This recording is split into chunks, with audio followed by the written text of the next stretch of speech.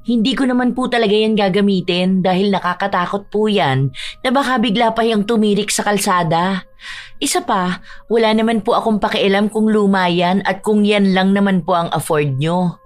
Ang concern ko po ay ang ingay ninyo. Kayo po kaya ang matulog tapos magigising kayo dahil sa pagbomba niyang motor nyo.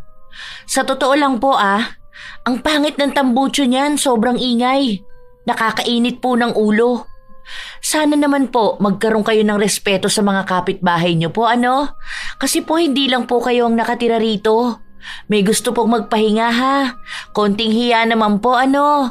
Mababwisit na babae ito Ang kapal na mukha mo sabihin na ito lang afford namin. Hindi mo nga kayang bumili ng ganito Saka wag mo ang pagsabihan ng mga ganyan Bagong lipat ka lang dito. Dapat ikaw ang marunong rumispeto. Ikaw ang mahiya dahil sumasagot ka ng ganyan sa mas nakatatanda sa'yo. Tanda mo to sa oras na manghingi ka ng tulong sa akin, hindi kita tutulungan. Ay, wag po kayong mag-alala. Hindi po ako hihingi ng tulong sa inyo dahil kahit nga po sarili nyo hindi nyo matulungan. Wag na po tayong magpayabangan dito. Ang pinapakiusap ko lang po sa inyo, sana naman po galangin nyo ang oras ng pahinga ng mga tao. Yun lang po. Salamat po. May mga tao talaga na hindi kayang pigilan ang pagiging hambog. Ipinagmamalaki ang mga bagay na hindi naman dapat. At nagiging masama ang ugali dahil akala nila ay sila na ang mas nakakaangat. Ito ang ugali ni Manuel na kinaiinisan ng lahat ng kanilang mga kapitbahay. Ang ugali rin na magdadala sa kanya sa isang sumpa na mahihirapan siyang makawala. Mapapabago ba siya nito o sadyang pipiliin niya pa ring manatili sa ugaling kinaiinisan ng lahat? Ay, salamat po rito, sir. Sakto po kasi mag-o-order pa lang sana ako ng ulam ko. Masarap yan kasi ang nagluto niyan yung anak ko nag-aral ng culinary sa Maynila. Kilala mo si Chef Boy Logro? Alam ko na kilala mo yun kasi sikat yun Napapanood pa yun sa TV. Kilala yun ng anak ko. Isa yun sa pumuri ng luto niya. Alam mo ba yung anak ko na yun? Nagtatrabaho yun sa isang sikat na kainan sa Maynila. Bumisita lang yun dito. Gamit nga niya yung binili sa kanya sasakyan ng boyfriend niya Kaedad mo lang yung anak ko na yun. Pero ang dami na niyang achievement sa buhay. Ngayon may kondo na yun sa Maynila. Ay, wow! Congrats po sa anak niyo. Ang galing naman po niya. Sabihin niyo na lang po na salamat po rito sa niluto niyang ibinigay niyo sa akin. Bagong kapitbahay ka lang din kasi namin, kaya naisipan kong bigyan ka. Nandyan nga yung anak ko tara, gusto mo ba siya makausap? Para magtanong ka sa kanya kung paano maging matagumpay sa ganyang edad. Salamat na lang po. Saka na lang po kapag bumalik na ulit siya dyan. Hindi pa po kasi ako tapos maglinis ng bahay Ang gulo pa po kasi. Dahil ang dami pa mga gamit na hindi pa nailalabas sa karton. Sige. Sasabihan kita sa susunod kung kailan yun uuwi. Minsan kapag umuwi yun, may mga dala yung pasalubong sa amin. Alam mo kasi, ang dami niyang kakilalang artista. Mga kaibigan niya, si Dimples Romana, kilala yun ng anak ko. Kasi palagi yung kumakain doon sa pinagtatrabahuhan niya Ako rin po, kilala ko po yun kasi napapanood ko siya. Ikaw napapanood mo lang. Yung anak ko, nakakausap niya pa. Ang galing naman po ng anak niyo. Oo naman. Hindi lang siya. Pati yung dalawa ko pang anak. Hindi ko alam kung nakita mo na yung isa pero kasama namin nakatira dyan. Pero bihira lang kasi makita dahil ang daming ginagawa sa buhay Mas matanda yun sa'yo, panganay ko yun. Ang kaedad niya yung anak ni Aling Doray. Pero mas successful naman ang anak ko, no? Yung anak no nagtatrabaho bilang production operator. Wala naman po yatang masama kung ganun ang trabaho ng isang tao. Lalo na kung nakakatulong naman sa pamilya niya. Hindi Kapag mga ganun trabaho, mga mababa lang yun, no? Parang hindi siya matagumpay na tao. Ang mga matatagumpay yung mga anak ko. Isang chef, isang businessman, tapos isang manager. Ikaw ba, anong trabaho mo? Freelancer po ako. Graphic designer po, ganun. Minsan naman po digital artist. Ay, wala ka palang maayos na trabaho, no? Maayos na trabaho po yun. Hindi lang po halata dahil freelancer po ako. Wala akong pinaka-boss. Madalas po na client, ganun. Or per kontrata ang ginagawa ko. Tapos, nasa bahay lang po. Hindi ganun kaayos na trabaho tulad ng sa mga anak ko. Yung manager, ganun. Nakapagtapos ka ba ng pag-aaral? Opo, bali graduate po ako ng Fine Arts. Ay, bakit naman ganyan ang kinuha mo? Hindi ka man lang ba pinagalitan ng mga magulang mo? Nagsasayang ka ng pera para sa walang kwentang kurso. Dapat kinukuha mo yung katulad sa mga anak ko. Minsan nga, pag nandito yung mga anak ko, kausapin mo para mabigyan ka ng inspirasyon. Bata ka pa naman hindi pa huli ang lahat para magkaroon ng mataas na pangarap. Yang ganyan sa arts na yan, saka sa online work mo, naku, walang pera sa ganyan. Hindi naman yan totoong trabaho Sige po. O sige na, kumain ka na muna. Pupuntahan ko lang ang anak ko at manghihingi ako ng pera. Dapat ganun ang trabaho na meron ka para matutuwa sa iyo mga magulang mo kapag may naibibigay kang pera. Hinintay na muna ni Cherry makalayo ang kapitbahay nila bago niya isarado ang pinto. Bagong lipat lang siya pero mukhang alam na niya kung sino bang kapitbahay ang kaiinisan niya. Sa katunayan, hindi naman pinapakialaman ng mga magulang niya ang kurso na tinapos niya o ang trabaho na meron siya. Dahil hindi naman umaasa ang mga magulang niya sa perang maibibigay niya. Hindi sila mahirap. Hindi rin naman sila ganon kayaman pero sapat ang pera ng mga magulang nila para hayaan silang sundin ang gusto nila. Ito ang unang beses na lalayo ang dalaga sa mga magulang niya dahil gusto naman niyang maranasang mamuhay mag-isa. Siya ang nag-ipon para mabili ang bahay na nilipatan niya. Maganda sana ang lugar, malapit sa bayan, malapit din ang sakayan ng jeep kung uuwi siya sa kanila. Maging ang bahay ay wala namang sira pero sadyang walang perpekto dahil minsan nasa kapitbahay ang diferensya.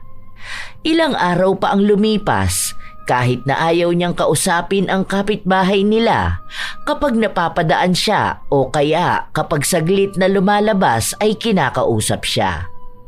Kung hindi si Manuel ang kakausap sa kanya ay ang asawa naman nitong si Regine. Bakit ganyan naman ang suot mo, be? Parang ang dumi niyang damit mo. May mga batik-batik pa naman siya. Ay, hindi po. Design niya po to. Design ba yan? Saan mo namang ukay nabili yan? Alam mo yung mga anak ko, hindi yung nagsusuot ng mga ukay-ukay o mga luma. Palaging bumibili ang mga yun sa mall. Lalo na yung anak kong chef. Mayaman kasi ang boyfriend nun May mga branded siyang bag, damit, sapatos. Hindi mo man lang ba napansin tong suot kong tsinelas? Dear to. Bigay ito ng anak ko. Nakita ko na po yan. Ang ganda nga po. Nakita mo na pala bakit hindi mo pinupuri? Hindi po kasi ako sanay sa ganun. Saka normal na po yan lalo na sa bahay namin. Ganyan po kasi ang gamit ni mama minsan. Siguro, peke yung sa mama mo Hindi naman kasi lahat nakakabili ng ganito Yung mga may afford lang nito, mga mayayaman. Binibili niya po yun sa ibang bansa. Sus! Mukha bang nakapunta na ng ibang bansa ang mama mo? Kung mayaman pala kayo, bakit titira ka sa ganitong lugar na parang squatter? Dapat, ganun ka sa anak ko na nakatira sa kondo. Sawa na po kasi ako sa kondo. Kaya nga po binibenta ko na yung bigay sa akin ni mama na kondo Gusto ko po yung ganito na may mga kapitbahay. Pasimpleng mayabang ka rin, Yung akala mo totoong mayaman? Tingnan mo nga yung suot mo. Mukhang local lang. Opo, local brand po kasi talaga to. Bali, gawa rin po siya ng designer pero dito po sa Pilipinas. Sabi nga po nila, support local. Local? Ibig sabihin hindi branded. Ganyan ang mga damit na hindi sinusuot ng mga anak ko. Nangangati kasi sila kapag hindi branded Mga sensitive ang mga balat nila. Allergic sa mga mumurahing gamit. Ay, sana po bilang kayo ng anak nyo ng mansyon para po hindi kayo nakatira sa tapat ng kanal. Maganda po kapag nakatira kayo sa mansyon kasi mukha kayong donya. Ay, talaga ba? Sabi nga nila bagay sa akin maging donya. Yung iba nga rito sa mga kapitbahay natin, tinatawag akong donya eh. Napapansin siguro nila na mayaman na kami. Paano kasi yung mga tao rito sa atin? Mga dukha, mga pobre. Ayan nga sila, panay ang utang sa akin pero ayoko maglabas ng pera dahil wala naman silang ibabayad sa akin. Ayoko ma-stress maningil ng mga utang, no? Hindi natapos magdaldal si Regine na para bang lahat ng sinasabi niya ay mahalaga para sa dalaga. Wala namang maintindihan si Cherry dahil ang iniisip niya lang ay kung paano siya makakapasok sa bahay niya at paano titigil si Regine sa mga walang kwenta niyang kwento. Kaya minsan, kapag lalabas ng bahay si Cherry, sinisigurado niya muna na walang tao sa tapat ni Manuel para hindi niya makausap ang mag-asawa. Minsan kasi, paulit-ulit lang sila sa mga kayabangan nila. Doon nagsasawa ang dalaga. Pwede naman daw sanang makipag-usap pero wag na iyabang ang simpleng bagay at wag nang siraan ang mga tao sa paligid nila. Isang hapon, bago lumabas ang dalaga, sinilip niya muna kung may tao sa labas. Ayan na naman sila. Nakatambay pa talaga dyan. Ang sakit na ng puson ko. Dapat pala kanina pa ako bumili ng napkin. Ano na naman kayang ipinagyayabang ng dalawa na yan? May bago ba silang tsinelas? Wala naman. Bagong damit? Mukha namang hindi. Ay, bahala na nga. Ang sakit na talaga ng puson ko. Baka magkakaroon na ako. Kahit na ayaw pa ni Cherry lumabas, wala na siyang nagawa pa. At katulad sa inaasahan niya, hinarang na naman siya ng dalawa para makipagkwentuhan sa kanya. Darating na yung motor na bigay sa akin ng anak ko eh. Mabuti naman po. Congrats po ah.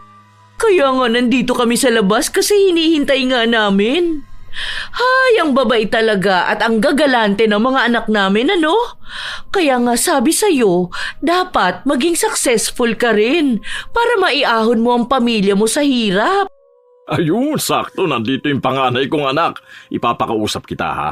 Para kung may hiring sila, maipasok ka niya.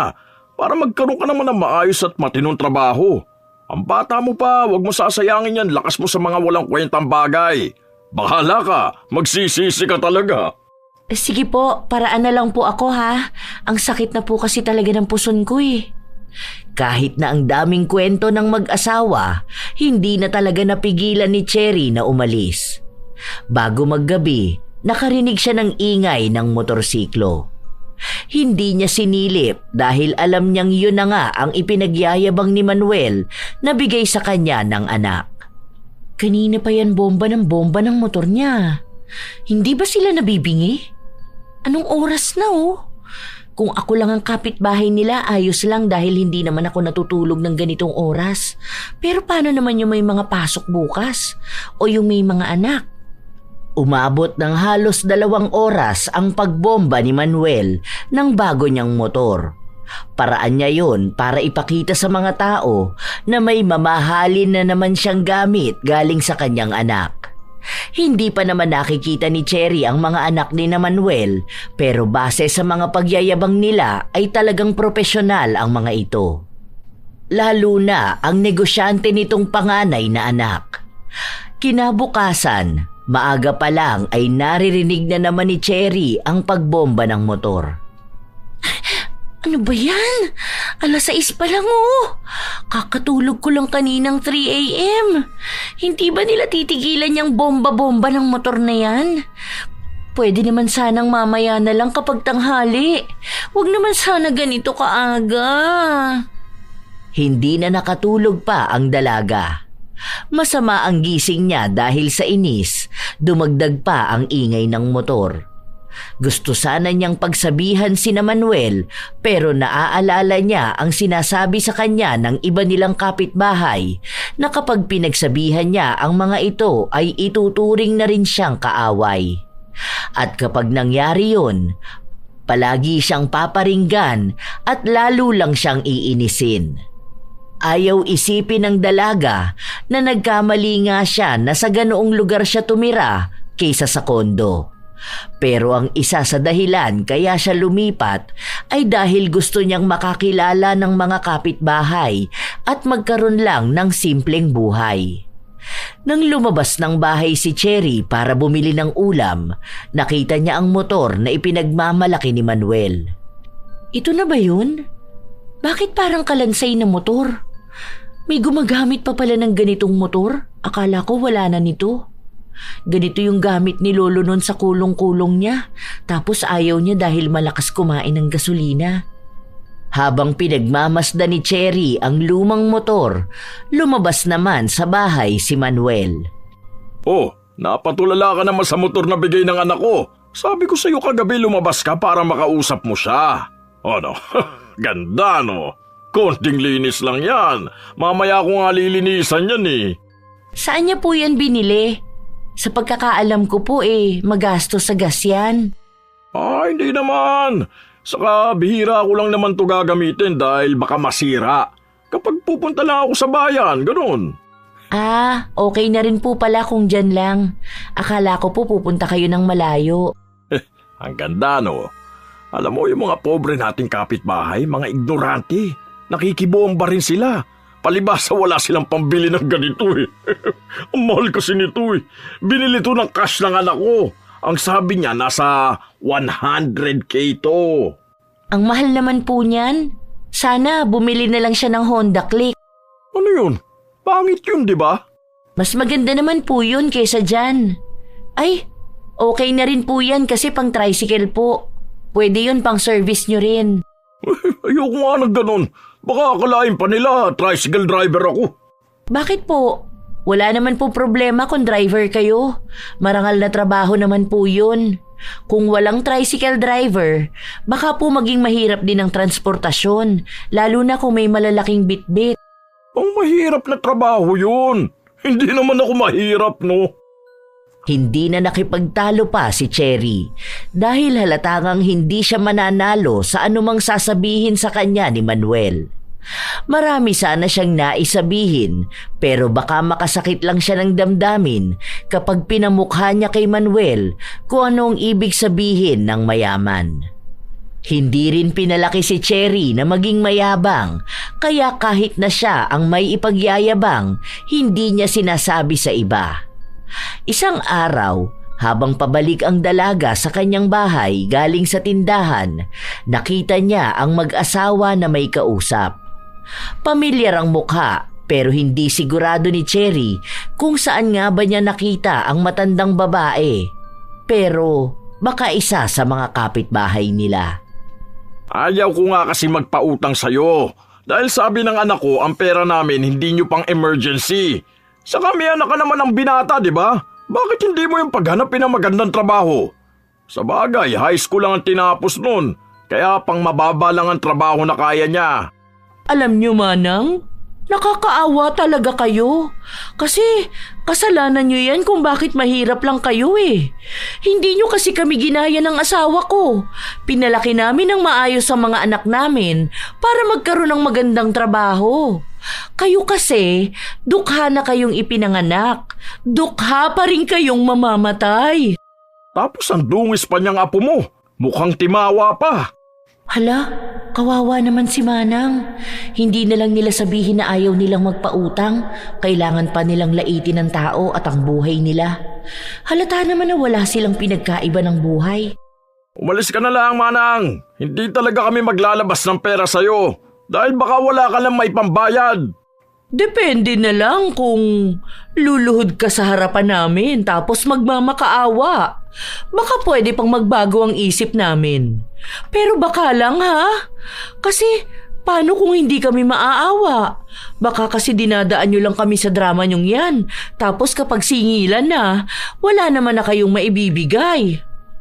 Luluhod na sana ang matanda pero biglang nagsalita si Cherry. Tinanong niya kung anong kailangan ng matanda at sinabi sa kanya na may sakit ang apo niya at gusto niya sanang dalhin sa ospital pero wala silang perang magamit. Hinihintay niya pa raw ang padala ng nanay ng mga bata at yun ang ibabayad sa mag-asawa kung pauutangin man siya. Kaya ang ginawa ni Cherry, inutusan niyang dalhin na sa ospital ang bata at hanapin na lang doon ang tatay niya para makatulong ito sa kanila. Nagbigay rin siya ng maliit na halaga na magagamit pamasahe. Baka sa mukha ng mag-asawa na hindi sila natuwa sa inasta ni Cherry. Ano naman yun? Bakit nagbigay ka ng pera? Tapos paasahin mo pa yung tao na may makikita siyang Dr. Salazar? Meron naman po dahil doktor doon si Daddy. Daddy? Baka sugar daddy mo. Hindi po. Tunay ko pong tatay. Kalukuhan. Pakunwaring pagyayabang lang yan. Imposible na anak ka ng doktor. Ano yun? Hahayaan ka ng tatay mo maging mahirap? Ni wala ka nga sasakyan eh. Wala ka magandang gamit. Hindi ka tulad ng mga anak ko na halatang mayayaman talaga. Galing mo rin magpanggap, no? Saka, paano ka naman magkakaroon ng doktor na tatay kung walang kwenta ang kurso na kinuha mo? Hindi ka man lang pinagsabihan ng tatay mo? Tapos ang trabaho mo hindi pa totoong trabaho. Sino ba namang kikita sa mga drawing lang? Hindi ko naman po kayo pinipilit na maniwala sa akin. Pero ang trabaho ko po ay trabaho talaga. May kinikita po ako. Binabayaran po ako ng malaking halaga. Sus, ang malaking sahod yung katulad nung sa mga anak ko. Kaya ako sa'yo, tigilan mo na yung pagkukunwari mo na mayaman ka at anak ka ng doktor. Yan ang nangyayari kapag nakatira ka lang mag-isa sa bahay. Nako, nakakabaliw talaga. Ano ba yung sinasabi nila? Delulu ba yun? Hindi ko alam ang ibig sabihin nun pero tigilan mo na yung pagiging delulu mo. Pasikat ka masyado. Dito sa lugar na ito, kami lang ang mayaman. Dahil mayaman ang mga anak namin. Ang totoo pong mayaman, hindi na kailangang ipangalandakan sa lahat na mayaman sila. Dahil ang totoong mayaman, kilala kung sino ang mayaman at nagmamayaman lang. At kapag may totoong humihingi ng tulong, talagang tumutulong sila. Ang mga taong mayayabang ay yung mga taong hindi talaga mayaman. Hindi po ako delulu, dahil kayo po ang delulu. Pasensya na po kung na-real talk ko kayo ha. Bakas ang inis kay Cherry dahil hindi na niya kaya pang manahimik. Lalo na kung may mga taong inaapi ang mga wala din namang kakayahang tumulong. Napapagod na rin kasi siyang pakinggan ang mga kasinungalingan at kayabangan ng mag-asawa. Katulad ng kanyang inaasahan, isa na rin siya sa kinaiinisan ni Manuel. Okay lang, ano naman paki ko kundi nila ako kausapin. Mas okay nga yun dahil walang mang-iinis sa akin. Diba? Wala akong maririnig na kwento na puro lang naman kayabangan. Na si ganito, kilala ng anak niya, tapos friend ni ganito si ganyan. Kulang na lang pati presidente friend ng anak niya. Halata namang gawa-gawang kwento lang. Habang nagpapahinga ang dalaga, naririnig na niya ang pagbobomba ng motor ni Manuel. Pinagpapatuloy niya ito na para bang walang ibang nakakarinig, kaya walang ibang maiinis. Palagi lang napapairap si Cherry. Ganon ang nangyayari halos araw-araw. Kahit anong oras yun, kahit na masyado pang maaga at may mga tao na nagpapahinga pa. Isang umaga, hindi na talaga kinaya ng dalaga. Halos 2 oras pa lang ang tulog niya, naririnig na naman niya ang motor na binobomba. Kaya lumabas siya. Naabutan niya si Manuel at kasama ang panganay nitong anak. Kuya, pwede po ba na mamaya niyo na lang ibomba yung motor niyo? Ang sakit kasi sa ulo, ang aga pa po masyado. Baka lang naman po, di ba? Inaano ka ba ng motor ko, ha? Naiinggit ka lang siguro. Hindi po ako maiinggit dyan. Dahil anong kaiinggitan ko dyan sa kalansay inyong motor na kakarag-karag? Ba't pulang iya ka? Ang kapal na mukha mo sabihin kakarag-karag tong motor ko, ni hindi mo pa nga ito nagagamit. Hindi ko naman po talaga yan gagamitin dahil nakakatakot po yan na baka bigla pa yung tumirik sa kalsada. Isa pa, wala naman po akong pakialam kung luma yan at kung yan lang naman po ang afford nyo. Ang concern ko po ay ang ingay ninyo. Kayo po kaya ang matulog tapos magigising kayo dahil sa pagbomba niyang motor nyo. Sa totoo lang po ang pangit ng tambucho niyan, sobrang ingay. Nakakainit po ng ulo. Sana naman po magkaroon kayo ng respeto sa mga kapitbahay nyo po, ano? Kasi po hindi lang po kayo ang nakatira rito. May gusto pong magpahinga ha. Konting hiya naman po, ano? Mababwisit na babae ito Ang kapal na mukha mo sabihin na ito lang afford namin. Hindi mo nga kayang bumili ng ganito Saka wag mo ang pagsabihan ng mga ganyan Bagong lipat ka lang dito. Dapat ikaw ang marunong rumispeto. Ikaw ang mahiya dahil sumasagot ka ng ganyan sa mas nakatatanda sa'yo. Tanda mo to Sa oras na manghingi ka ng tulong sa akin, hindi kita tutulungan. Ay, wag po kayong mag-alala. Hindi po ako hihingi ng tulong sa inyo dahil kahit nga po sarili nyo, hindi nyo matulungan. Wag na po tayong magpayabangan dito. Ang pinapakiusap ko lang po sa inyo, sana naman po galangin nyo ang oras ng pahinga ng mga tao. Yun lang po. Salamat po. Galit na galit si Manuel dahil hindi na siya nakabuelta pa sa dalaga. Hindi na kasi siya hinintay pang magsalita, agad na siyang tinalikuran at pumasok sa loob ng bahay. Kinabukasan, paglabas ni Cherry, nakita niya ang mga kapitbahay nila na nag-uusap-usap. Bakit? Anong meron? May nangyayari ba sa paligid natin na hindi ko alam? Sinabi sa kanya na may mga tsismis silang naririnig na tungkol sa kanya. Nagmamakaawa raw siya kay Miguel dahil gusto niyang magkaroon ng trabaho pero dahil masama raw ang ugali niya ay hindi siya tinutulungan. Parusa na lang daw yon sa kanya. Ay wow!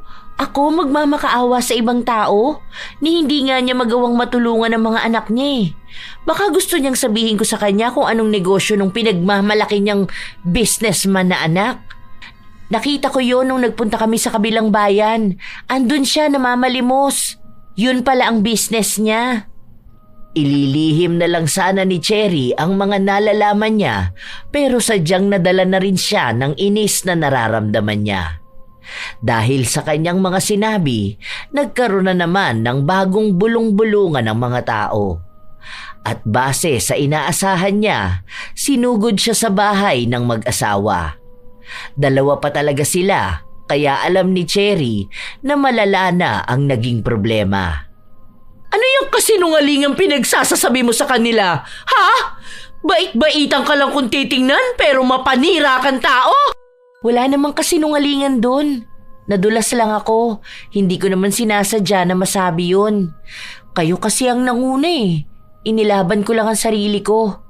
Bakit niyo sinasabi sa kanila na nagmamakaawa ako sa inyo para lang pakabitin niyo ako ng kuryente? Hindi naman ako naputulan.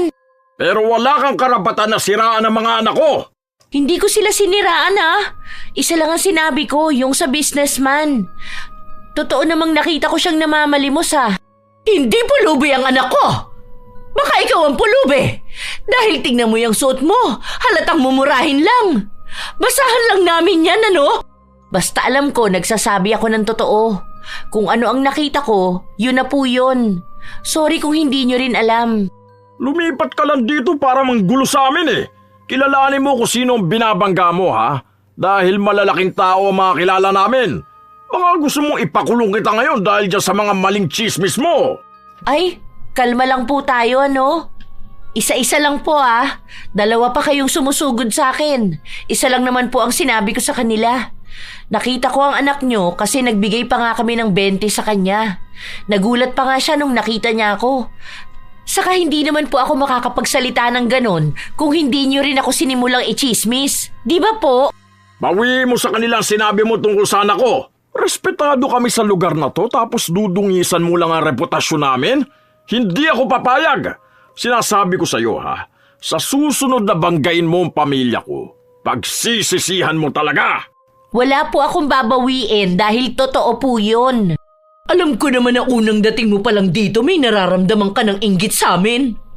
Naiintindihan ko yun dahil sino nga naman ang hindi papangarapin ang buhay na meron kami. Yung mga kapitbahay natin, palagi nilang sinasabi na sana sila na lang ang mayaman katulad namin. Balot na balot ka talaga ng inggit. Alam mo, yung inggit na yan, wala na yung gamot. Isa ka ng kanser ng lipunan, Cherry. Ang ginagawa ng mga taong insecure at inggitera, malamang manira ng tao. Kaya ayan, sinisiraan mo ang mga anak namin dahil yung buhay na pangarap mo nasa amin na. Ay, never po ako naiinggit sa kahit na sino. Saka ano po bang buhay ng mga anak nyo ang kaiinggitan ko na sana maranasan ko rin? Kasi wala po ako matandaan eh. Ano bang pinaglalaban mo, ha? Mayaman ka ba para banggay mo kami ng ganito? May pera ka bang pambayad sa abogado kapag idinimanda ka namin? Hindi po ako magbabayad ng abogado kasi kuya ko na po ang abogado. Siya po, totoo pong abogado. Hindi po siya tulad ng anak niyong fake CEO. Kaya huwag niyo pong sasabihin sa akin na inggit ako sa buhay niyo. Kasi wala naman po akong makitang kakaiba sa inyo. At talagang ginagalit mo ako ng husto, ha? Malandi kang babae ka! Siguro kaya palagi kang nasa loob ng bahay niyo dahil yung trabaho mo pang malalandi!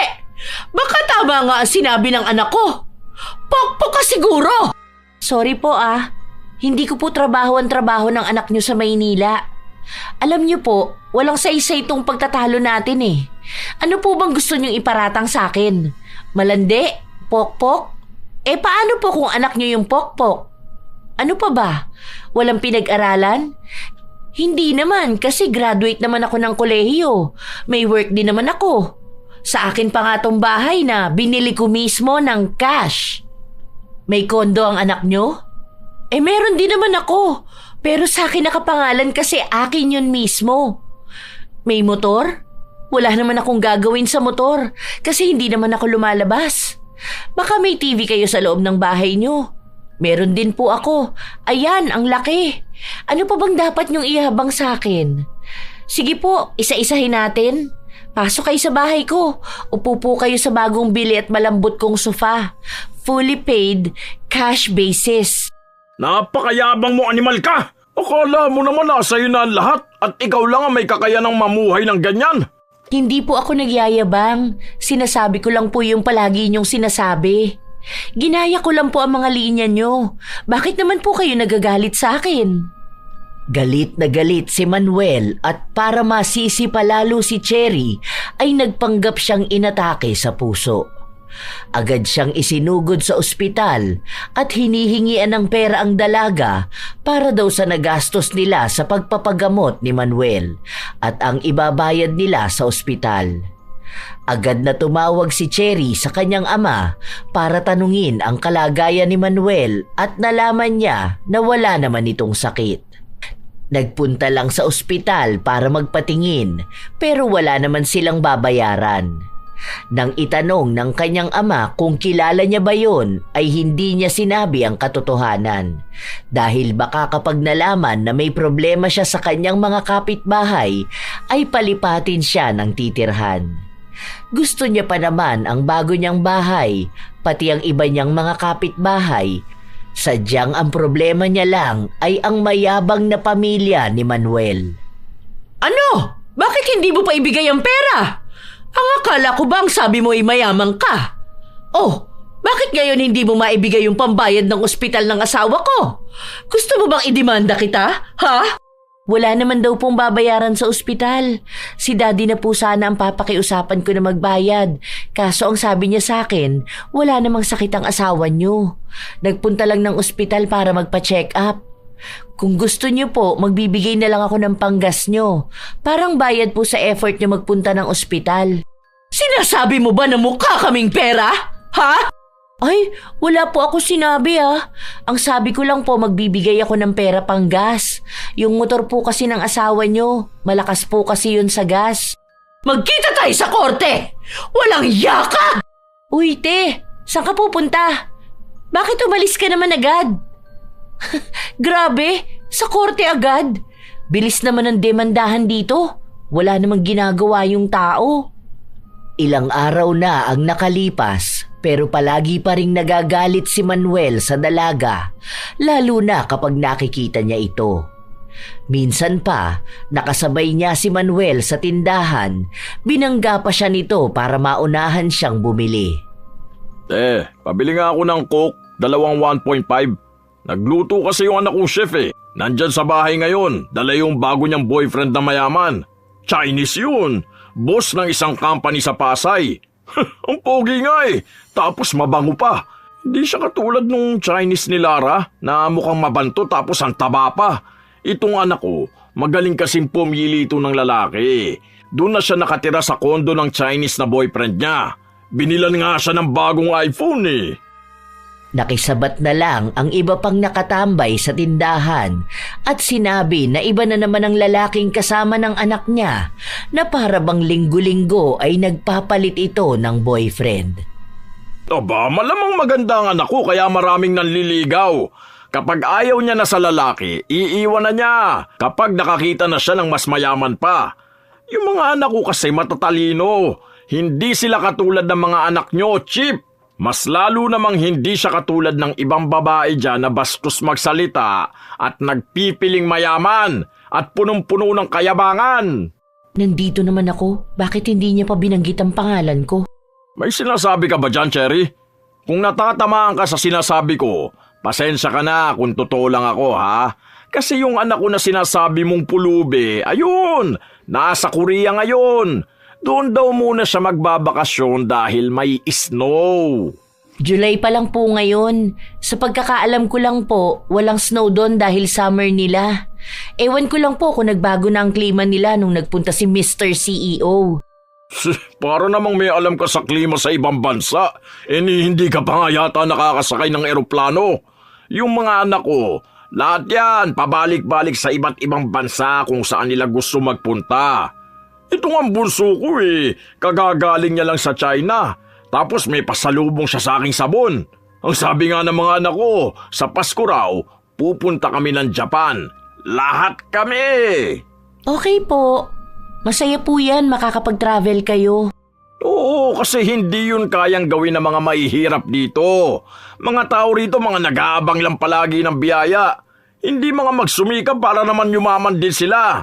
Hindi yung tuwing wala silang makain, nagpupunta sa amin na akala ata nila magbibigay kami ng donasyon. Kung sana tutukan nila ang mga anak nila at sabihin sa kanila na dapat paglaki gayahin ang mga anak ko para naman makaramdam sila ng kaginhawaan sa buhay. Ang kaso, hinahayaan lang nila ang mga anak nila na umidolo ng iba na dapat ang idol ay yung mga anak ko. Ay nako, kaya nakakaawa mga tao rito Nagsama-sama na ang mga walang utak kaya walang pag-asenso. Nakaramdam ng inis si Cherry. Nais niya pa sanang magsalita pero pinigilan na lang niya ang kanyang sarili. Alam niya kung saan na naman pupunta ang magiging usapan nila. Mauuwi na naman sa bangayan at ang bangayan na yon ay magiging malalang away. Hindi pa naman gusto ng dalaga na may nakakaaway siya. Ilang araw pa ang lumipas, umuwi na ang anak ni Manuel na sinasabi niyang galing sa ibang bansa. Naging mayabang na naman ang mga kapitbahay nila. Madalas silang nagpapatugtog ng mga Korean song.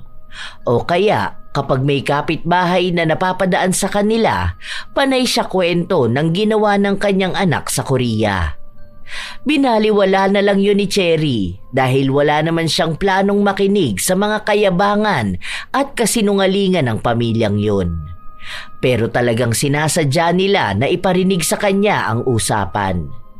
Nang minsang lumabas siya dahil nililinisan niya ang tapat ng bahay, doon na nagsimulang muli ang kayabangan ng mag-asawa. Kaya natutuwa talaga ako sa mga anak natin Iba talaga kapag totoong may mga pinag-aralan, Hindi natutulad sa kahibangan ng ibang tao na akala mo sila ang matalino at mayaman. Ewan ko ba? Ang mga tao lang naman na nagagalit sa tagumpay natin yung mga taong inggitera. Sinabi mo pa. Dapat kasi kapag inggit, pikit. Talagang nagpaparinig pa sila, As if naman nakakainggit sila. Kung may kaiinggitan lang ako ay unang beses nagkaroon ng snow sa Korea kahit na summer. Basta kapag nagpunta tayo ng Japan, gusto ko magsuot ng makapal na jacket. Libre pa naman ang anak nating mayaman yun. Kung hindi ba naman tayo sinuswerte sa kanila, di ba?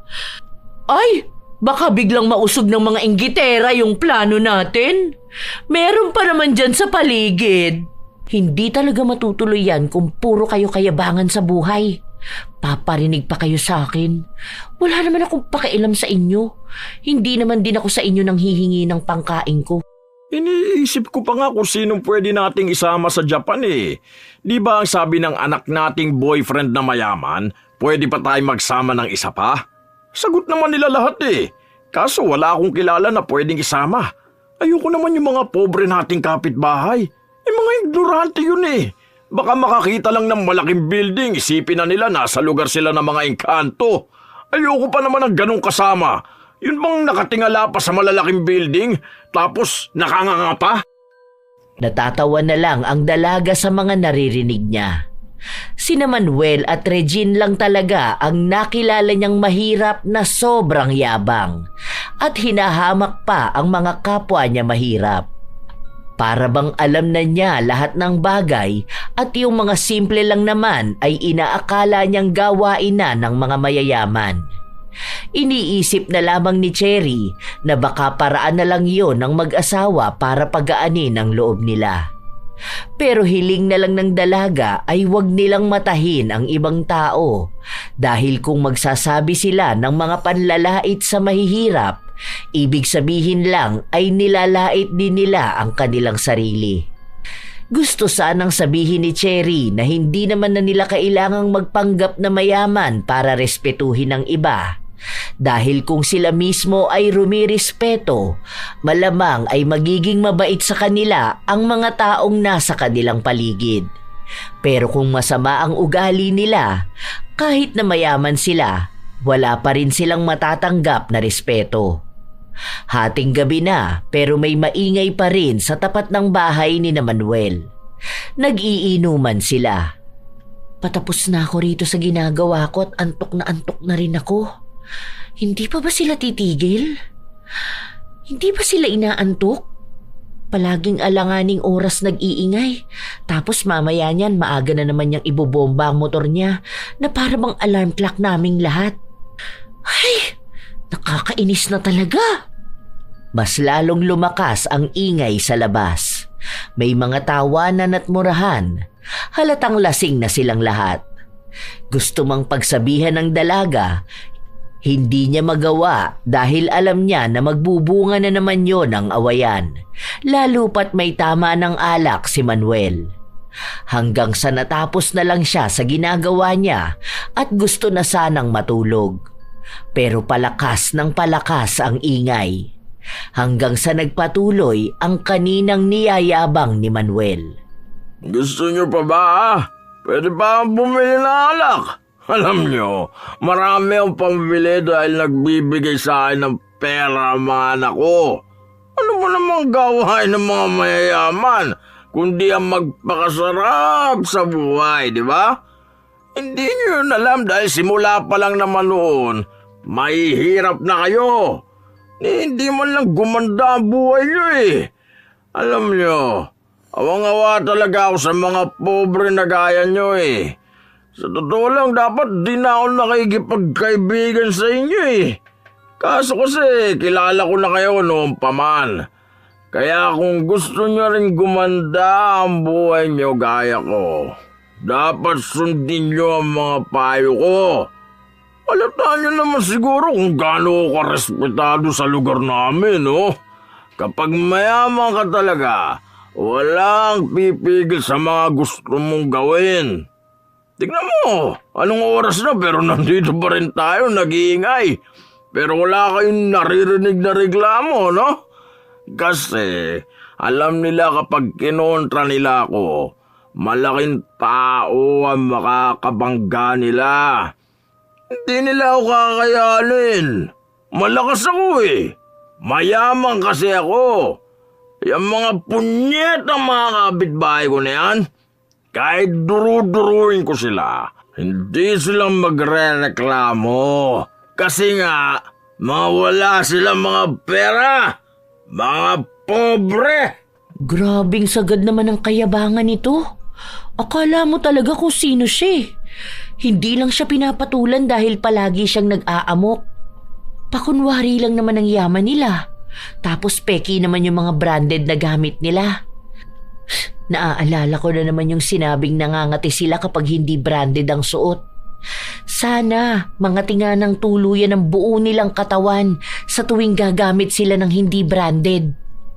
Gusto na sanang palampasin ni Cherry ang ingay ni Manuel, pero aalis pa siya kinabukasan at kailangan niyang magkaroon ng sapat na tulog. Pero paano siya makakapagpahinga kung ayaw naman magpatulog ng mga nagiinuman? Tumayo siya at lumabas. Kuya Manuel, baka naman po pwedeng pakihinaan ang boses niyo. Ang lalakas niyo po kasing mag-usap. Magkakatabi naman po kayo. Magkakarinigan naman po siguro kayo, no? Inaantok na po kasi ako. Naantok ka na pala bakit di ka ba matulog? Ako pa ang may kasalanan? Kasi po ang ingay nyo. May mga natutulog na rin po kasi. Mga pagod po kami. Gusto po naming magpahinga. Ikaw, masyado kang papansin, no? Tuwing masaya kami, palagi ka nalang kumakontra. Ano ba talagang problema mo sa pamilya ko? Ganyan ka na ba kainggit, ha? Saka bakit ka naman mapapagod? Ano ba ang trabaho mo? Drawing lang naman, di ba? Kahit drawing lang yon, siguro naman may karapatan pa rin ako magpahinga dahil tao ako. Paano naman yung ibang mga kapitbahay natin na pagod talaga sa trabaho? Sige, kahit sila na lang ang isipin mo. Basta manahimik ka na lang. Ikaw ang tumahimik. Isa pa, iampas ko sa'yo itong bote. Nakikita mo ba na may iba nagre-reklamo sa akin, ha? Lakas talaga ng loob mo kalabanin ako, no? May pagmamalaki ka ba sa akin, ha? Bakit ka naman hindi pwedeng kalabanin, ha? Ni wala ka nga magandang dulot dito. Panay ka lang perwisyo sa amin. Akala mo kasi kinakatakutan ka ng mga tao rito eh. Mayabang ka lang at palaaway, kaya hindi ka pinapatulan ng mga tao. Sige, subukan mo ihampas sa akin yan, ikaw ang may paglalagyan. Mas malalaman mo kung sino ang kinakalaban mo. Habang nagbabangayan ang dalawa, biglang lumabas si Regine. Anong nangyayari rito? Ano na namang ginagawa mo rito, Cherry? Huwag mo sabihin pati kasiyahan ng asawa ko eh. Pupunahin mo pa. Alam mo naman pala bakit hindi mo pa siya sitahin? Tingnan mo anong oras na. Ang ingay pa niyang asawa mo. Puro kwento, wala namang kwenta. Pigilan mo yung babae na yan at nandidilim na yung paningin ko dyan. Baka hindi ko mapigilan ang sarili ko, masaktan ko pa yan. Patuloy silang nagbangayan dahil hindi rin nagpapatinag si Cherry ay nakalaban niya ang mag-asawa hanggang sa umabot na sila sa barangay. Sobrang lasing na kasi ni Manuel at sa takot ng dalaga na baka totohanin nito ang banta ng pananakit sa kanya. Doon lang tumigil si Manuel dahil maging ang asawa niya ay hindi na makaapila. Kinausap silang tatlo at ang sabi ni Cherry, sa susunod na maghaharap-harap sila, maaaring pulis na ang papagitna sa kanila. Para bang asong nabahag ang buntot ni Manuel, lalo na nang pagsabihan siya sa barangay. Pero nakatago ang galit nilang mag-asawa dahil pakiramdam nila ay napahiya talaga sila. Kinabukasan, pag-uwi ng dalaga galing sa labas, naabutan niya si Regine na nasa tapat ng bahay niya at mukhang sinilip siya sa loob. Wala ako dyan. Bakit? Wala lang. Masama bang tingnan kung andyan ka sa loob? Depende sa dahilan.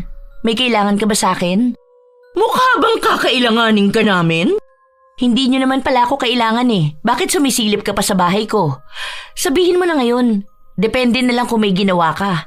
Makikita ko rin naman dahil may CCTV ako. May CCTV ka? Sure ka ba? Bakit ka naman maglalagay ng CCTV? May pambili ka ba nun? Hindi na kumibo pa ang dalaga. Agad na rin siyang pumasok sa loob ng bahay niya pero tinawag ulit siya ni Regine. Totoo nga na may CCTV ka? Sasabihin ko ba kung wala? Huwag ka nalang magpaliwanag sa akin dahil malalaman ko rin naman kung anong ginawa mo rito sa bahay ko. Ipapanood ko na lang sa'yo kapag na-upload ko na sa social media. Ano ba ulit name mo sa FB? Para itatag kita? Wala naman akong ibang ginawa. Inayos ko lang naman yung bintana mo. Inaayos mo o sinisira mo? Kakapaayos ko lang yan. Basta, inayos ko lang. Huwag mong ipopost ang mukha ko ha. Kakasuhan kita. Okay, kung gusto niya ng kasuhan, then go. Pagod na ako makipagtalo pa. Bago matulog ang dalaga, tiningnan muna niya ang kuha ng CCTV. Nakikita niya kung paano magtangka si Regine at ang anak niyang baklasin ang bintana niya. Mabuti na lang at matibay ang gamit na ipinalit niya. Dahil sa inis niya, ipinadala niya kay Regine ang kuha na yon at sinabi na sa susunod na mahuli niyang pinapakialaman ng bahay niya, sisiguraduhin ni Cherry na hindi lang sila makukulong kundi mapapahiya rin. Hindi humingi ng tawad si Regine. Sa halip ay ipinaglalaban niyang inaayos lang niya ang bintana. Ilang araw pa ang lumipas, muli na namang narinig ni Cherry ang kayabangan ng pamilya ni Manuel. Narinig lang ito ni Cherry habang nagpapahangin siya sa labas matapos na mawala ng kuryente ang kanilang komunidad. Anong oras kaya magkakaroon ng kuryente? Gusto ko na tumambay sa loob ng bahay dahil may aircon. Sinilip ng dalaga ang loob ng bahay. Walang kisame at bukas ang bubong. Magkano ba bill nyo ngayon? Sa amin mura lang Nasa 7K. Wala naman silang kuryente. Bakit may babayaran silang bills? Mahal talaga sa atin. Wala ba namang patayan ng aircon Hindi pa naman nakaranas ng malamig na bahay ang mga yan. Kaya nga tumatambay yan sila sa mall para kahit paano maranasan naman nila ang aircon. Ganyan din gawain ng pamilya ni Harold. Nakita ko silang buong pamilya pumunta sa Walter Mart. Akala ko naman kung anong bibilin. Magpapalamig lang pala dun. Nakakaya yung ganoon lalo na kapag nakikita na ibang tao. Kasi isipin ng mga ignorante sa lamig ng aircon. Panigurado ang iingay ng mga anak niya ron. Hindi pa naman mapagsabihan ng mga batang yun. Nagsalita ang kapitbahay nila at sinabi na nagpapaayos na ng bahay si Harold. Nasa abroad na raw kasi ang asawa nito at ang unang balak nilang gawin ay ayusin ang barong-barong nilang bahay. Sus, kunwari lang nila yung pagpapagawa na yan. Nakita ko nga yung bahay nila Ang naipagawa lang, nagpalit lang sila ng trapal. Malabo na makapagpadala ng malaki ang asawa noon. Ano bang trabaho no sa abroad? Alila lang yun Katulong ba? Ang daming sinabi ng kapitbahay nila at maganda naman kung papakinggan. Pero sadyang hindi nagpapatalo si Manuel. Ayaw niyang nakakarinig ng kwento na may ibang taong nagtatagumpay. Para bang gusto niya ay siya lang ang may magandang buhay. Walang karapatan ng iba na umunlad. Yung CCTV natin, mahal. Ayusin mo, baka hindi makuhanan yung sa harapan ng bahay. Hirap na, baka may mga tao diyang magtangka ng masama sa atin. Nalaman lang na may CCTV ang bahay ko. Meron na rin sa kanila. Lahat na lang Ano pa kayang gagayahin ng mga to? Maayos na yan. Saka lagi naman ako nakabantay sa bahay. Walang iba magtatangka dyan. Aba, subukan niya lang at maghahalo ang balat sa tinalupan. Hindi na kumibo pa si Cherry. Pumasok lang ulit siya sa bahay niya para kunin ang kanyang tablet. Lumabas siya bitbit din ang maliit niyang bentilador. Ay, mabuti na lang pala nakapag-charge ako. Pero feeling ko malulobat na rin to. Napatingin sa pwesto niya ang mag-asawa at dalawa pang kapitbahay na nakatambay din sa labas. Nagtanong pa ang isa kung magkano raw ba ang bili niya sa bentilador niya. Ay, hindi ko po alam kasi regalo po sa akin to ng ninang ko. Pero sa Japan po to nabili. Nung bumisita po siya sa amin, binigay niya po to. Sos! Baka naman Japan surplus lang dyan sa kabilang bayan. Para lang kunwari may masabi na galing sa Japan. Akala mo talaga may kakayahan silang makabili ng ganyan? Che! Lumang brand naman yan. Yan yung mga nire-repair lang Tapos pwede mo mabili kapalit ng mga lumang alahas o lumang coins. Baka kamo nagyayabang lang yan. para sabihin na may ganyan siya. Nilabas niya pa talaga rito para lang sabihin. Wala naman po sigurong masama kung ilalabas ko to at dito ako tatambay sa tapat ng bahay ko, no? Wala namang masamang tumambay sa labas. Ang masama yung papansin pa. Ipapakita kunwari may bago siyang gamit para magmukhang mayaman. Hindi po ako nagpapanggap na mayaman dahil matagal na po to sa akin. Inilabas ko lang po ngayon. Hindi niyo naman po siguro alam kung anong laman ng bahay ko po, no? Kung anong mga gamit ko? Kung mayabang po ako, una pa lang ang dami ko na pong ipinagyabang sa inyo. Akala mo yata maiinggit ako sa ganyan. Meron naman kaming ganyan, yung malaki pa at meron ding aircon. Di ayos po. Ilabas niyo po para hindi kayo nagpapaypay dyan. Ayoko nga at baka kainggitan mo kami lalo.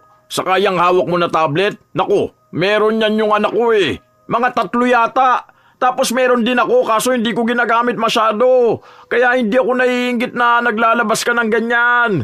Laruan lang yan ng mga bata eh. Siguro itong mga ignorante natin mga kapitbahay, pwede pa mamangha dyan sa gamit mo. Pero kami, hindi. Hindi na lang kumibo ang dalaga. Nagpatuloy na lang siya sa kanyang ginagawa at hinayaan na lang si Manuel na magyabang ulit sa mga kapitbahay nila. Ilang sandali pa, may lumapit kay Manuel. Isang dalagita at sinabi sa kanyang inuutusan siya ng kanyang ina na umutang sa tindahan pero hindi siya pinayagan kaya pumunta siya kay Manuel at nagsabi, Ipapambili mo ng sardinas dahil kagabi pa kayo hindi kumakain? Bakit ko naman kayo pauutangin ng pambili ng sardinas? Alam mo ba, yung sardinas na yan, pagkain lang yan ng mga pusa namin. Hindi kami kumakain ng ganyan. Kasi pang mahirap lang yung mga ganyang pagkain eh. Pagkain lang dapat ng hayop. Ay, sabagay, mahirap nga pala kayo no? Wala man lang pambiling pagkain. Tapos minsan kumakain ng pagpag. Nako, doon ka sa tindahan makiusap. Hindi ako magpapautang. Muling nakiusap ang dalagita dahil umiiyak na ang bunso niyang kapatid. Babayaran naman daw niya kapag nabayaran na siya sa ginawa niyang paglilinis sa isang bahay. Kailangan niya lang talaga dahil nanghihina na sila ng pamilya niya. Wala nga ako may papautang. Hindi ako naglalabas ng pera. Alam nyo naman yan.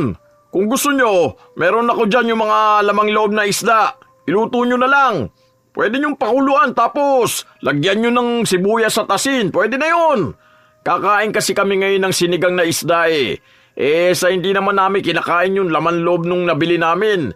Kaya pinatanggal ko na lang. Gusto nyo ba? Iluluto sana yun pagkain ng pusa namin eh. Nagsasawa na kasi sila sa sardinas. Be, halika rito, may ibibigay ako sa'yo.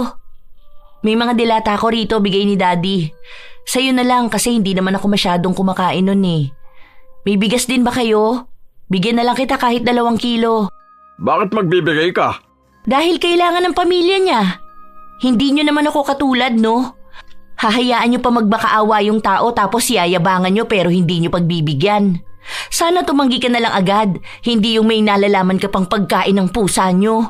Para namang hindi ka kumakain ng sardinas para magsalita ka ng ganyan. Naku, nagyayabang ka na naman dyan. May pagyayabang ba? Sinabi ko lang na sa kanya na lang kasi hindi ako masyado sa mga delata. Mas mabuti na yon kesa naman sabihin kong para sa mga pusa, no? At kesa naman mag-offer ako ng laman loob ng isda na hindi naman makakain ng tao. Inis na inis si Manuel. Gusto niyang makipagsabayan ng yabang kay Cherry pero paano niya bibigyan ng pera ang dalagita kung wala naman siyang pera? Palusot niya lang ang salitang hindi siya nagpapautang kahit na ang totoo nun ay wala siyang maipapautang. Maraming ibinigay si Cherry sa dalagita at yung ibang hindi niya kinakain ay ibinigay niya rin sa iba nilang kapitbahay. Hindi naman madamot ang dalaga, lalo na kung may maibabahagi naman talaga siya. Sa totoo lang ay may mga ibinibigay si Cherry na gusto rin sana ni Manuel pero ayaw niyang ipahalata. Dahil iniisip niya na papangit ang reputasyon niya kapag kukuha siya ng bigay ng ibang tao. Ganyan din yung mga delata na dinadala ng anak ko eh. Yung kasama niya kasi sa negosyo, mayroong mga ganyan. Tapos imported pa. Ayaw ko ng lasa niyan kasi hindi masarap. Kaya pinamimigay nila yung ganyan kasi ayaw ng mga mayayaman. Tapos minsan pagkain na lang ng aso. Pero syempre kayo mga mahihirap kayo, hindi pa kayo nakakatikim ng mga ganyang pagkain, kaya okay lang natanggapin nyo yan. Kasi nung kami may ganyan, sagana talaga yung mga pusa namin. Nako, paborito nila yung ganyan eh. Pero sa tingin ko sa inyo, okay lang ang lasa niyan. Kasi kung kumakain kayo ng pagpag, malamang ayos lang yan. Wala na kasi kayong arte sa katawan. Baka ikaw, Kuya Manuel, gusto mo? May isa pa rito, oh. Masarap to. Ano namang gagawin ko dyan? Baka gusto mo bigyan pa kita ng 5 yan. Pagkain ng pusa, ipapakain mo sa akin? Kasing timawa ba ako ng mga yan? Grabe ka naman sa salitang timawa. Hindi ba pwedeng menos lang sa gastos kasi may pang-ulam na sila? Uy, ayan na pala, may ilaw na. Papasok na ako sa loob. Te, yun na lang to, iluto mo bukas baon ng mga anak mo. Naging mas lamang na si Cherry sa paningin ng mga kapitbahay nila dahil bukod sa madali siyang lapitan ay talagang mabait siya. Hindi siya nagyabang ng kahit na anong meron siya. Dahil sa nangyari ay mas lalong nainis si Manuel. Hanggang sa dumating ang isang araw, nabalitaan na lamang ng dalaga na may sakit ang pamilya ni Manuel. Lahat sila ay may mga butlig na tumubo sa kanilang mga katawan. Pati raw ang anak nito na nasa Maynila ay meron din. Nakumpirma lang yon ng dalaga matapos niyang makita si Manuel. Anong nangyari sa'yo? Bakit parang may tigdas ka naman? O baka tigdas talaga? Totoo ba na buong pamilya niyo merong ganyan? Sa tubig to. Masaya lang kasi ang balat namin sa marumi, kaya magrereklamo kami. Oh, bakit pati yung anak mo? Umuwi pala yon galing sa Maynila? Lahat talaga kayo? Hindi na kumibo pa si Manuel. Totoo nga na buong pamilya niya ay apektado ng kakaibang butlig sa katawan. Naririnig din ng dalaga na makatiyon at kapag kinakamot nila ay sumasakit naman. Nagpunta na rin sila sa center para ipatingin pero wala namang maibigay na lunas sa kanila. Maliban na lang sa pag-inom nila ng gamot. Madalas na naririnig ng dalaga ang usapan ng pamilya ni Manuel at kung paano sila nagdurusa sa sakit nila. Ano kayang nangyari sa kanila? Kung marumi ang tubig, pare-pareho lang naman ang tubig namin. Bakit wala naman nangyayari sa balat ko? Bakit maayos lang ako? Hindi kaya sa kinakain nila yun? Allergic sila sa marumi. Hindi naman din sila malinis. Ang akala ko pa naman nung una sa mga lokal na damit sila allergic. Teka, parang naaalala ko na hiniling kong sana mga tiyang buo nilang katawan kapag hindi branded ang suot nila. May kinalaman ba yun? Ano yun na manifest ko? Ano yun, parang sinumpa ko sila? Ay hindi, baka nagkataon lang yun. Baka may ginawa sila kaya ganun ang nangyayari sa kanila. Pinipilit ng dalaga na wala siyang kinalaman dahil hindi rin naman siya naniniwala sa mga sinasabi niya na kahit minsan ay nagkakatotoo ang hinihiling niya. Makalipas ang ilan pang mga araw, wala pa ring nangyayaring pagbabago sa balat ng pamilya ni Manuel. Nagkakaroon na lang sila ng mga sugat. Marahil ay sa tuwing kinakamot nila ang kanilang katawan. Isang araw, nasa labas na naman si Cherry. Naglilinis siya ng harapan ng bahay niya. Nakita niya ang mag-asawa na nagbabanli ng kanilang katawan. Teka lang, Abdi, ang init. Sandali lang, aray ko! Huwag mo munang igalaw. Kaya nga yan masakit dahil pinapatay ang mikrobyo. Isusunod ko pambanlian yung mga anak natin. Kawawa naman sila. Hindi pa naman sanay sa mga ganito ang balat nila. Buwisit naman kasi tong allergy natin eh. Hiniwalayan patuloy ng mayamang Chinese ang anak natin. Huwag mo nang isipin yung Chinese na yon. Ang dami pa naman diyang mayayaman lalaki. Siya ang nawala ng magandang girlfriend. Ang problemahin natin kung paano ito mawawala. Makikisabat lang ako. Bakit po hindi kayo magpunta sa ospital? Para naman po maipatingin nyo yan, di ba? Wala kaming tiwala sa mga doktor. Bakit naman? Sila lang naman ang makakatulong sa inyo. Nagpunta nga kayo ng center, tapos pagdating sa doktor ayaw nyo. Paano naman kayo mabibigyan ng gamot? Huwag mo nga pakialaman ang desisyon namin. May family doctor kami. Inihintay lang namin siya makabalik ng Pilipinas. Nasa bakasyon pa siya. Bahala kayo, dahil kayo lang din naman ang mahihirapan dyan. Nagsuggest lang ako dahil baka iba na pala yung sakit nyo. Nakakatakot lang dahil baka may virus na kayo. Buong pamilya nyo ba naman eh? Hindi mo ba naiintindihan ha? May family doctor nga kami. Sa kanya lang kami nagtitiwala, hindi sa iba. Baka mamaya may sabihin pa silang sakit namin kahit na hindi naman totoo. Saka hindi naman kasi magagaling ang mga doktor. Mga manghuhula lang sila ng sakit. Mas magaling pa nga sa kanilang anak kong bunso eh. Buti pa yun nakaisip ng gamot na pwede naming ipampahid. Medyo nawawala ang kate kapag ginagawa namin yun. Alam niyo po, walang mangyayaring maganda sa inyo kung palagi niyong pinapangunahan ng yabang. Baka mamaya yung mga pinapahid niyo sa katawan niyo eh. Imbis na makagaling sa sakit niyo, mas lalo lang lumala. Magaling yung mga anak ko na yun sa mga gamutan.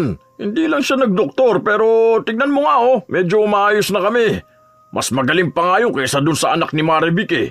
Yung nag-aaral maging nurse pero mas matalino naman ang anak ko. Kuya Manuel, hindi ko kilala yung mga pangalan na binabanggit niyo. Wala namang kinalaman yung mga tao na yun sa sakit niyo eh. Pero talagang babanggitin niyo pa sila para lang maiyabang niyo ang anak niyo. Kung ako sa inyo, time first muna sana sa kayabangan At tupagin niyo na lang muna sana yung kalagayan niyo. Ay basta, hintay namin ang family doctor namin. Kahit wala naman? Sinasabi mo ba na sinungaling kami?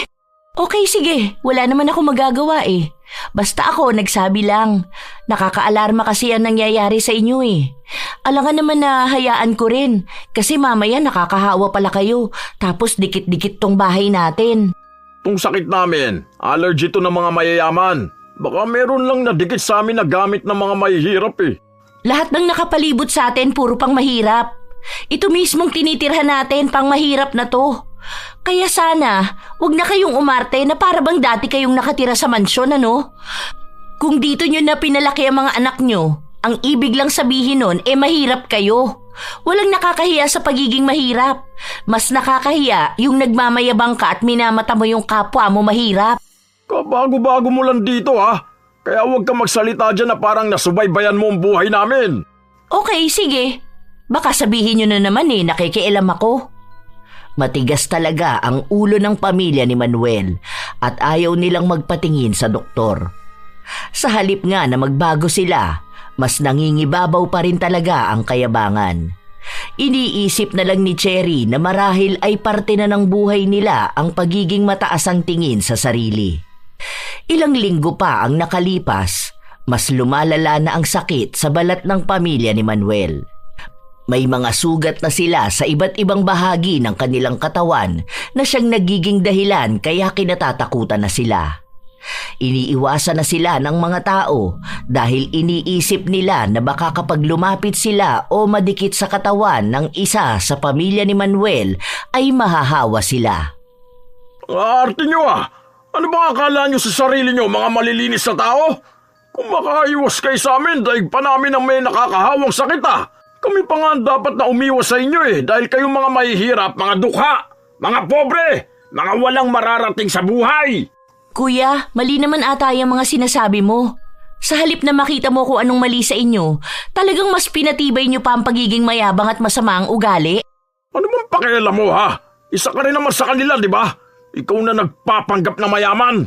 Hindi ako nagpapanggap. Magkaiba tayo ng ginagawa. Akala mo ba hindi ko alam na wala na kayong makain? Na mapuputulan na kayo ng kuryente dahil wala makapagtrabaho sa inyo? Kaya nga gusto nyo ibenta na ang motor nyo kaso walang bumibili. Kung hindi yan pagiging mahirap, anong tawag dyan? Kaya wag mo naman sanang hamakin ang mga kapitbahay natin dahil ang iba sa kanila may mga pangarap na makaangat sa buhay. Baka yung mga tinatawag mong mga pobre sila pa yung makakaranas ng marangyang buhay sa hinaharap. Ayaw nyo kasing tanggapin ang katotohanan na hampas lupa rin naman kayo. Hindi kami hampas lupa! Mayabang lang talaga kayo at iniisip nyo na kakayan-kayanin nyo lang ang mga tao sa paligid nyo. Kaso yun ang mali nyo. Kaya ayan, pinaparusahan na kayo. Sa dami nyo ba namang nilait na tao rito Sa dami ba naman ang kinutya nyo sa pagiging mahirap nila kahit mahirap din naman kayo? Allergic kayo sa pagiging mahirap, di ba? Ngayon, ayan, mas pinapadama sa inyo lalo kung ano ba kayo. Yon ay ang pagiging dukha.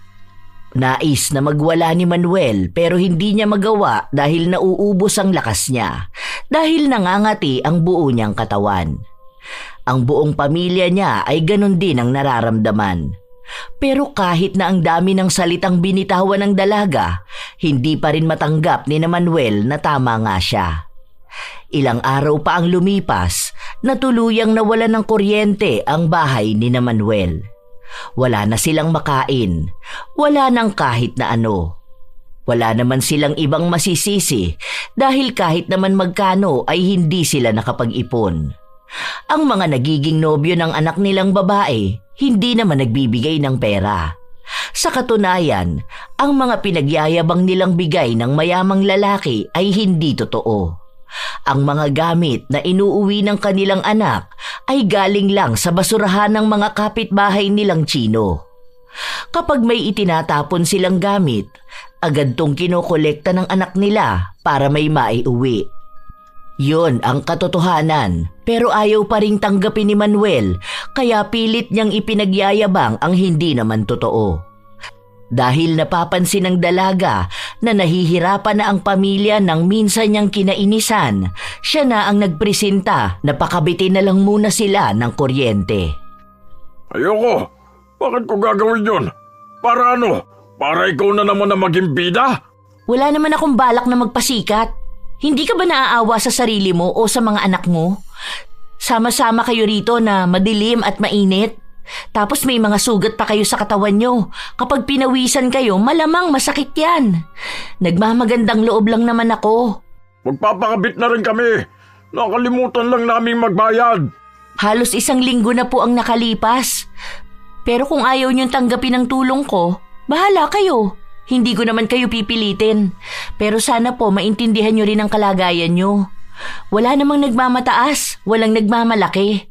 Dapat marunong kayong humingi ng tulong dahil magkakapitbahay tayo. Tanggapin niyo na rin po ang katotohanan na mali talaga kayo sa pagiging mayabang niyo. Dahil dapat lagi niyo pong iisipin na hihingi rin kayo ng tulong sa mga kapitbahay niyo. Kaya dapat maging mabuti kayo. Hindi na pinilit ni Cherry si Manuel dahil alam niya na kapag kailangan talaga nito, dapat matuto siyang tumanggap ng tulong galing sa iba. Nang kinagabihan, lumapit si Manuel kay Cherry. Di ba, nag-aalo ka ng tulong? Pwede pa ba? Yung sa kuryente? Oo, sana eh. Kung okay lang sa'yo. Kung hindi naman, ayos lang din. Nahihiya akong humingi ng tulong eh. Okay lang naman po. Dapat kanina pa para maaga-aga pa. Wala ata tayong magagamit na extension. Wait lang. Magtatanong ako kay Ate Malu. Salamat talaga sa tulong mo, Cherry. At sana mapatawad mo ako sa mga kasalanan ko sa iyo, ha? Sorry talaga kung palagi kitang inaaway. Wala na sa akin yun, kuya. Basta lagi mong tatandaan na walang taong nakakataas kanino man. Pantay-pantay tayong lahat, kaya dapat nagtutulungan tayo. Sana matuto ka na at huwag ka na ulit babalik sa pagiging mayabang at masama ang ugali. Dahil masaya kapag kaibigan at kasundo mo ang mga kapitbahay mo. Yun ang unang beses na nakipantay si Manuel sa mga kapitbahay niya at doon niya nakita na mababait naman sila. Sadyang naging mataas lang ang tingin niya sa kanyang sarili kaya ang dating normal niyang gawain ay pinandidirihan na niya. Nagtulungan ang magkakapitbahay para lang kay Manuel. May mga nagpapaabot ng pagkain sa kanila at may nakapagsabi rin na mas maganda kung magpatawa sila. Baka kaya ganon ang nangyayari sa kanila ay dahil nanuno sila. Wala namang nasabi ang magtatawas pero tinuruan sila kung anong dapat gawin para gumaling sila. Habang nagpapagaling naman ang pamilya ni Manuel, iniisa-isa niyang hingian ng tawad ang mga kapitbahay niya. Lalo na ang mga minaliit niya. Doon niya inamin ang katotohanan tungkol sa mga anak niya at kung ano ba ang tunay nilang trabaho. Mga gawain para lang may kitain na perang siyang papawi sa kanilang mga gutom na sikmura.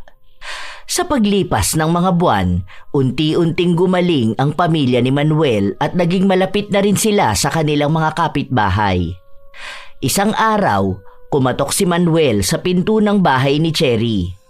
Kagigising lamang ng dalaga nung pagbuksan niya ito. Bakit kuya? May dala akong ulam para sa'yo. Luto yan ng anak kong chef. Isa po ba tong ulam na to sa tinuro sa kanya ni Chef Boy Logro? Oo, yung anak kong kaedad mong successful sa buhay na may bago na namang Chinese na boyfriend. Naging biruan na nila ang mga ganong salita, lalo na kapag naaalala ni Cherry kung paano magsalita noon si Manuel. Naging maayos na ang lahat sa kanilang komunidad. Kung sino ang humihingi ng tulong ay binibigyan ng sino mang may kakayahan. Ang dating nagmamataas na si Manuel ay naging kakampi na ng kanyang mga kapitbahay. Isa sa pinapasalamatan nila ay si Cherry dahil kung hindi siya kumalaban noon kay Manuel, marahil ay hindi pa rin makikita nito kung ano ba ang mali niyang ginagawa. Minsan talaga, may mga taong nabubulag ng kayabangan. Kahit wala naman silang tunay na maipagmamalaki, iniisip pa rin nilang mas angat sila kaysa iba. Hindi nila namamalayan na ang pinagmamalakihan nila ay mga taong mas maayos at mas matagumpay ang pamumuhay. Hindi naman masama ang mangarap na yumaman o damhin ang pakiramdam ng kaunlaran. Ang nagiging mali ay ang maliitin at laitin ang mga taong nagdadaan sa parehong hirap na minsan mo ring dinanas. Mas mainam na pairalin ang pagpapakumbaba sapagkat ang pagpapakumbaba ay nagdadala ng respeto at tunay na dangal. Dahil kayabangan ang maglalayo sa iyo sa tunay na kaunlaran. Tandaan na ang respeto ng tao ay hindi naaayon sa ganda ng iyong kasuotan, kundi sa kung paano ka makitungo sa kanila. Walang taong umuunlad dahil sa pagmamataas. Sa halip, ito pa ang dahilan ng kanilang pagbagsak. Dahil ayon nga sa kasulatan, ang sino mang nagmamataas ay ibababa at ang sino mang nagpapakumbaba ay itataas. Kaya palagi niyong tatandaan mga apo, huwag ikahiya ang kahirapan kung ang tagumpay naman na iniyayabang ay kasinungalingan. Minsan na rin ba kayong nakakilala ng taong katulad ni Manuel? Kapitbahay na mayabang kahit walang ipagyayabang? Ibahagi niyo naman ang inyong opinyon para sa ating bagong kwento. At sana may natutunan kayong magandang aral. Ito ang inyong Lola Telang at maraming salamat sa pakikinig mga apo.